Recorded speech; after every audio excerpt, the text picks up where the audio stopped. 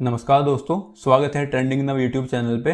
तो दोस्तों, Xi Jinping release करने वाले हैं मैनिफेस्टो 2035। और अगर इस मैनिफेस्टो में जो शी जिनपिंग के गोल्स हैं वो 80% भी पूरे हो जाते हैं तो चीन इंडो पैसिफिक रीजन में ही नहीं बल्कि पूरी दुनिया में एक अल्टीमेट पावर बन जाएगा। तो दोस्तों, यहाँ पर कुछ सवाल खड़े होते हैं। सबसे पहला सवाल, आखिर क्या है शी जिनपिंग का मैनिफेस्टो 2035? दूसरा सवाल, क्या ज़रूरत है शी जिनपिंग को मैनिफेस्टो 2035 को रिलीज़ करने की?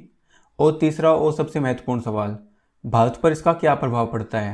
And last but not least, इसके रेस्पॉन्स में इंडिया को क्या करना चाहिए? चलिए जान लेते हैं।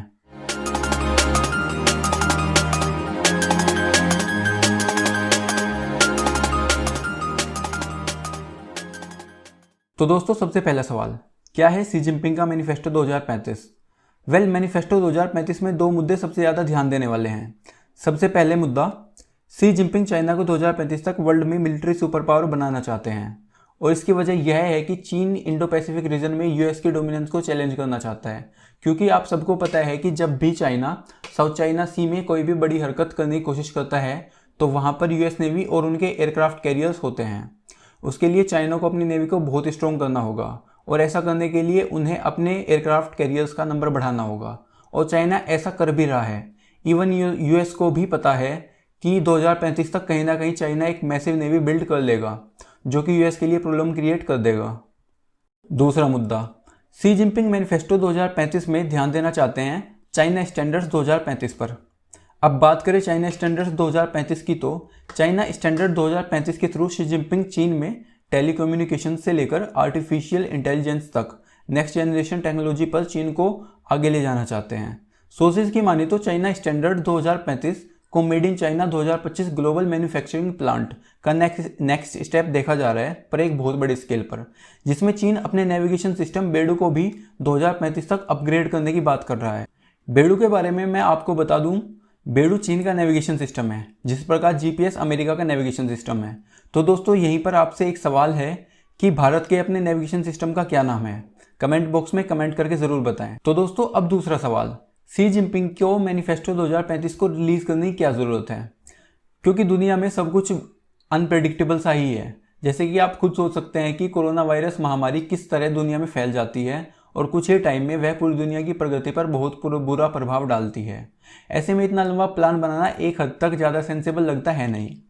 तो देखो, चाइनीज़ कम्युनिस्ट पार्टी की 19वीं सेंट्रल कमेटी का 5वां प्लेनरी सेशन बीजिंग में अक्टूबर में होने वाला है। और इस कमेटी में चीन के नेक्स्ट 5 ईयर प्लान को भी डिस्कस किया जाएगा जो कि 2021 से 2025 के स्पैन पर है, उस पर डिस्कशन होगा। इसके साथ ही चीन के फ्यूचर टारगेट 2035 पर भी चर्चा होगी। अब अगर पॉलिटिकल एनालिस्ट के माने तो इस सेशन में शी जिनपिंग के पास ज़्यादा कुछ उपलब्धियां बताने के लिए है नहीं। और इस वजह से शी जिनपिंग पर काफ़ी प्रेशर है, क्योंकि बेशक चीन का मीडिया स्वतंत्र नहीं है परंतु चाइनीज़ कम्युनिस्ट पार्टी में टकराव की बातें सब जगह हो रही है। इसकी बहुत बड़ी वजह यह भी है कि सबसे पहले तो कोरोना वायरस पेंडेमिक जिस तरह चाइना को और उसके बाद पूरी दुनिया को हिट करता है, और उसके बाद इस महामारी पर से दुनिया का ध्यान हटाने के लिए चीन अलग अलग देशों के साथ अपनी सीमा विवाद बढ़ाकर एक आक्रामक नीति अपनाता है।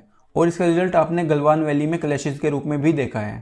परंतु यहाँ पर भी उसका दांव उल्टा पड़ जाता है और भारत उल्टा चीन को सरप्राइज दे देता है और इस वजह से शी जिनपिंग पर और दबाव बढ़ जाता है। तो मीटिंग में अपनी लाइफ लॉन्ग चाइनीज प्रेसिडेंट की कंटेंडरशिप को और स्ट्रॉन्ग शो करने के लिए शी जिनपिंग मैनिफेस्टो 2035 को रिलीज करेंगे। तो दोस्तों, अब तीसरा और सबसे महत्वपूर्ण सवाल कि मैनिफेस्टो 2035 का इंडिया पर क्या प्रभाव पड़ता है। और दोस्तों, हमारे चैनल का पूरा थीम ही यही है कि वर्ल्ड इवेंट्स का भारत पर क्या प्रभाव पड़ता है और उसका एनालिसिस आसान शब्दों में आप तक पहुंचाना।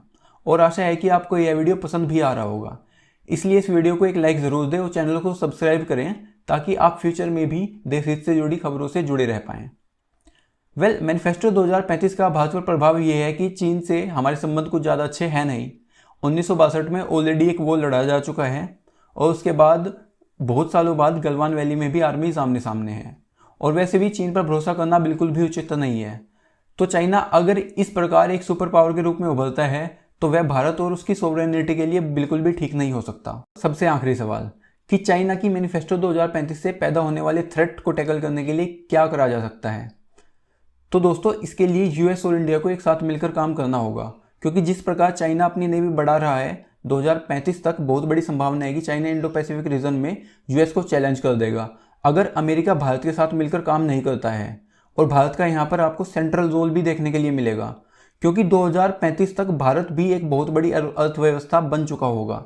इसलिए बहुत बड़ी संभावना है कि फ्यूचर में आप भारत और अमेरिका को आगे काफ़ी सारे युद्ध अभ्यास एक साथ करते हुए देखेंगे। ये अभ्यास आपको ज़्यादातर इंडो पैसिफिक रीजन में, इवन लद्दाख और अरुणाचल प्रदेश में भी देखने के लिए मिल सकते हैं, क्योंकि इतने बड़े थ्रेट को रोकने के लिए एक दूसरे के साथ मिलकर मिलिट्री कैपेबिलिटीज़ पर काम करना बहुत ज़रूरी हो जाता है। तो दोस्तों, आपका इस टॉपिक पर क्या ख्याल है, कमेंट बॉक्स में लिखकर ज़रूर बताएं। अब इस टॉपिक पर अक्टूबर में भी एक वीडियो बनाकर अपडेट कर दूंगा जैसे ही मैनिफेस्टो 2035 पर कुछ और न्यूज़ आती है। तब तक के लिए जय हिंद, वंदे मातरम।